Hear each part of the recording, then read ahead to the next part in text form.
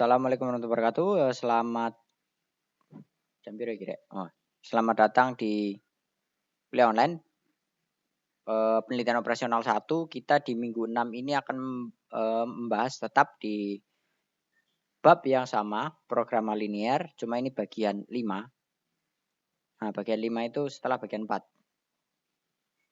Oke, ini bagian terakhir dari programa linear, di mana di sini ada pulpen Rek.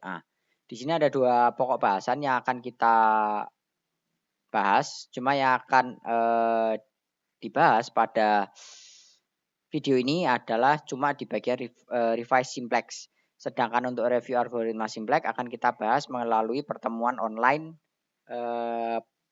pada perkuliahan minggu ke-6.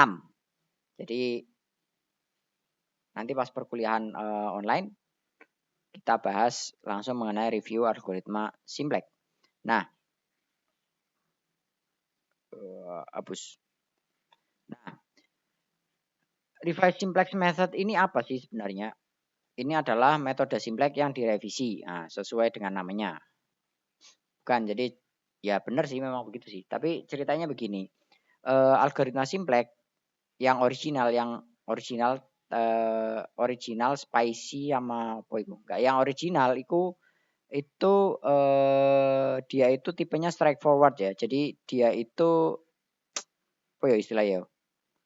Perhitungannya itu panjang lah istilahnya.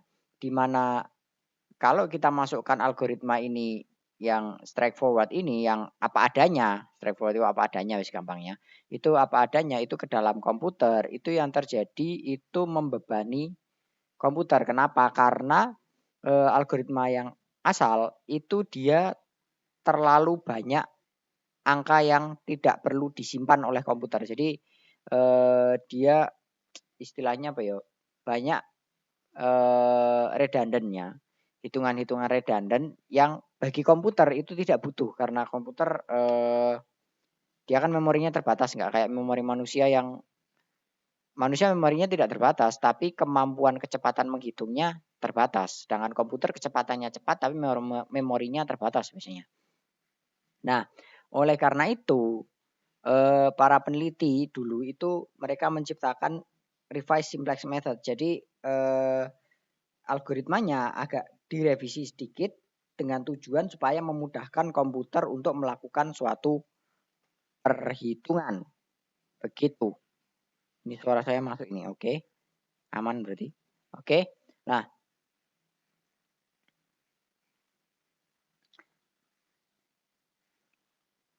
nah, tapi apakah algoritma ini tadi kan tujuannya untuk komputer, apakah tidak bisa digunakan oleh manusia? Ya bisa. Jadi yang versi ini itu lebih mudah untuk komputasinya bagi komputer. Kalau untuk kita ya tergantung sih, relatif. Setiap orang beda-beda ininya. Nah, bedanya apa sih revise simplex sama simplex yang original? Kalau original itu biasanya tanpa topping, kalau yang ini ada toppingnya. Nah, jadi yang ini itu bedanya karena dia diperuntukkan untuk komputer, perhitungannya itu dia menggunakan matriks, vektor, dan skalar. Nah, kita mengacu ke kuliah matriks vektor ini. Jadi matriks dan vektor itu lebih mudah diterima oleh komputer daripada perhitungan yang biasa. Jadi kalau tabular dan lain-lain itu agak pusing dia komputer ngitungnya. Nah, di sini revise simplex ini dia menggunakan prinsipnya matriks, vektor, dan juga besaran skalar. Nah, di sini kita lihat C-nya, kamu tuh, nah ini C-nya itu dibuat menjadi suatu 2 angka gini.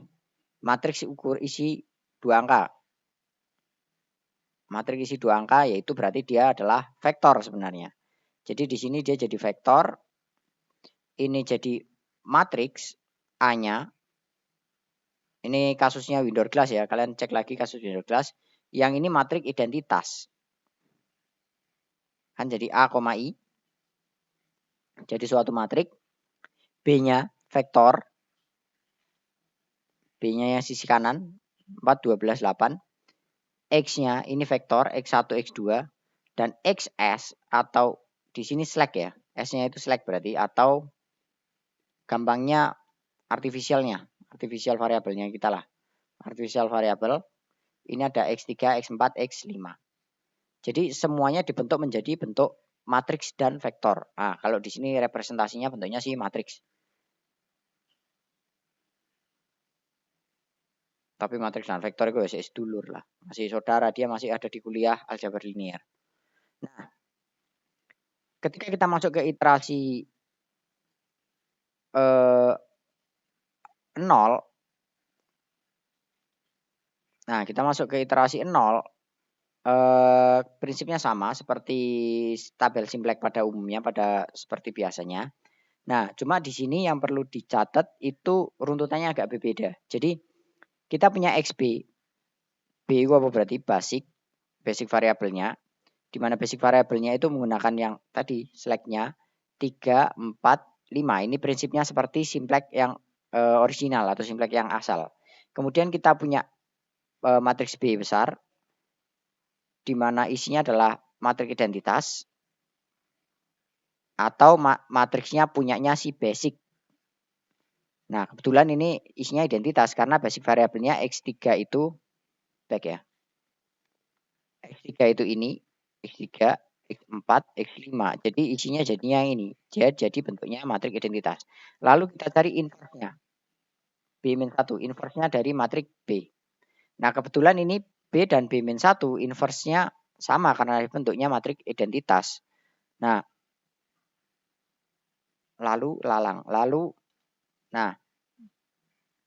lalu di sini berarti X345 itu sama dengan ini B inverse ya. B inverse dikali dengan B kecil. B kecilnya tadi adalah kebalik. B kecilnya adalah 4, 12, 18. 4, 12, 18 ini kita lakukan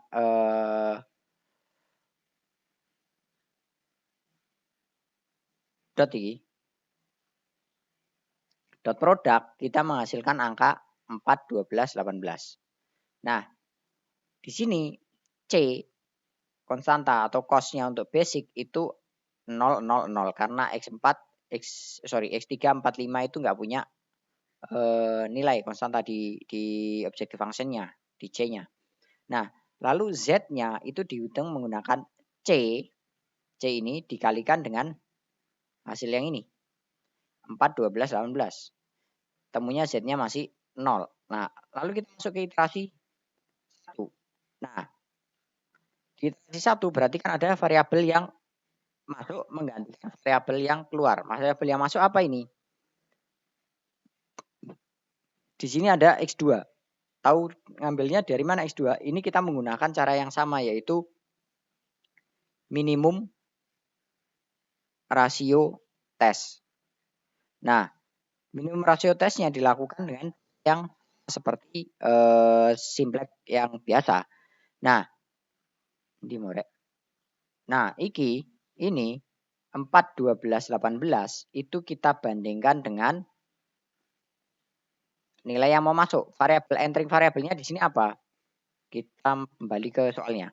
Entering variabelnya kan berarti antara 3 atau 5, X1 atau X2. Kita pilih X2 karena dia nilainya 5. 5 lebih besar daripada 3 atau langkahnya 5 sama versi langkah 3 lebih luasan langkah 5.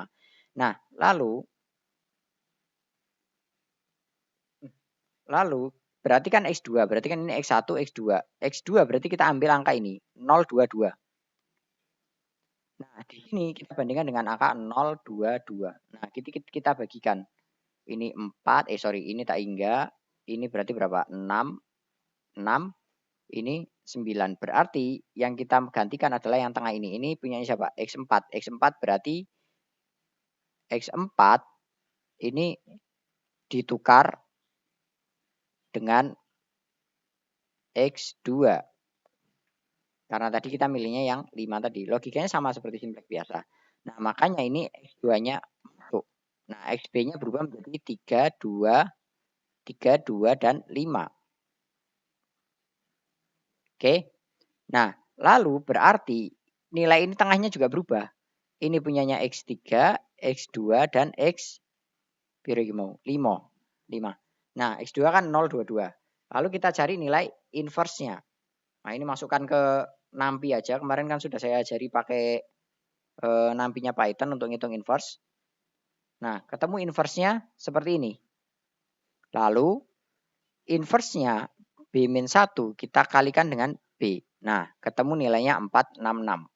Nah, C-nya sekarang berubah. CB-nya berarti 0, 5, 0. Ini punyanya X3, X2, X5. Nah, CB ini dikalikan dengan hasil kali ini. B-1 dan B kecil. Nah, B inverse dan B kecil. B besar inverse dan B kecil. Nah, di sini menghasilkan angka 30. Ini perkalian dot product biasa. Oke. Nah, lalu untuk masuk ke iterasi kedua, gunakan ini. Berarti sekarang kan pilihannya cuma bisa memilih X1. Nah, milih X1 atau X lainnya gimana? Logikanya sama seperti simplex yang biasa. Jadi kita bandingkan, kita cek objective function-nya, kita pilih langkah mana yang akan kita ambil, X1, X2, X3 atau berapa, karena X2 baru dipilih jadi nggak boleh, X4 baru keluar juga nggak boleh tiba-tiba langsung masuk lagi. Pilihannya berarti X1, 3, 5.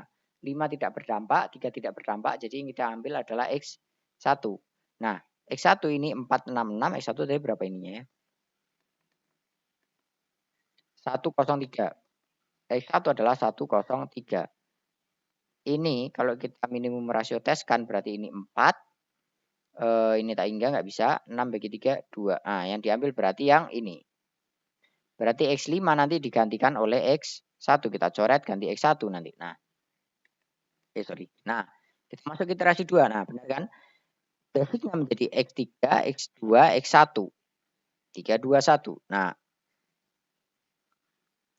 maka ini punyanya X3, X2, dan X1, 103. Nah, kita cari inverse-nya lagi, ketemu inverse-nya, kalikan dengan B, B-1, kalikan dengan B, ketemu 262.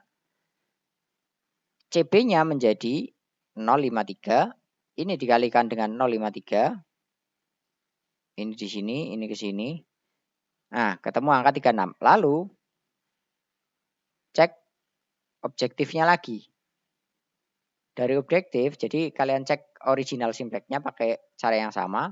Kita lihat apakah masih bisa ditingkatkan atau enggak. Ternyata dari hasil kita analisis di objektifnya atau kita kaji di objektifnya itu dari titik ini itu kita tidak bisa mencari atau tidak ada titik yang lebih baik dari set yang bernilai 36. Jadi enggak ada di atasnya ini yang memenuhi kasus kita. Nah, maka iterasinya di stop. Nah, kita simpulkan bahwa ini adalah nilai optimalnya. Di mana nilai X3-nya sama dengan 2, X2-nya, X3 sama dengan 2, X2-nya 6, X1-nya nilainya sama dengan 2. Nah, cara inilah yang digunakan dalam komputer kita nanti. Nah, untuk software-nya sendiri nanti saya baru akan ajarkan di minggu ke-12. Jadi ada kemungkinan ada 3. Rencana saya ada 3 software yang akan saya ajarkan, yaitu Excel, Add-in, Lingo, dan juga nanti satunya pakai Python, NumPy Python. Oke, untuk review algoritma simplex nanti kita diskusikan di kelas, kelas Zoom, kelas online-nya. Nah, untuk referensinya saya pakai biasa buku Lieberman, Hiller Lieberman yang 2001. Oke, mungkin itu saja dari saya. Nggak banyak juga ini materinya. Sekian dan terima kasih.